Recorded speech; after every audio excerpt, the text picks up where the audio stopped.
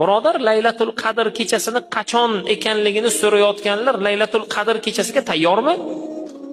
Laylatul Qadr kechasidagi eng go'zal duo, payg'ambar sollallohu alayhi va sallam bizga o'rgatgan duo. Uni siz yodlaganmi? Laylatul Qadr kechasini so'rayapsiz. Laylatul Qadr kechasini duosini siz bilasizmi o'zi? Yodlab oling. 4 kun vaqt bor. Allohumma innaka afuwun karimun tuhibbul afwa fa'fu anni. Duoni bilasizmi? Payg'ambar sollallohu alayhi va sallam Laylatul Qadr kechasida mana shu duoni ko'p aytardilar. Uni ma'nosi: Allohim, sen avf qilish, kechirishlikni yaxshi ko'rasan. Robbim, bizlarni mana shu barakotli kechalarda bizlarni kechirgin. Fa'fu anni. Kechirishni yaxshi ko'rasan, bizlarni kechirgin mana ya Robbi.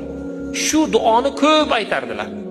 Inshaalloh Alloh taolaning fazli bilan kelgusi kunlarda Laylatul Qadr kechasi qachonligini aytamiz, hadislardagi tafsilotini tushuntiramiz.